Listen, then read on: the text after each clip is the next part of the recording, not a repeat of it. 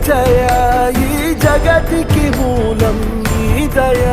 నీ దర్శనముంది వెలిగిన జ్యోతి మనసున చిన్మయ పరమాణువు రూపం విశ్వాకారం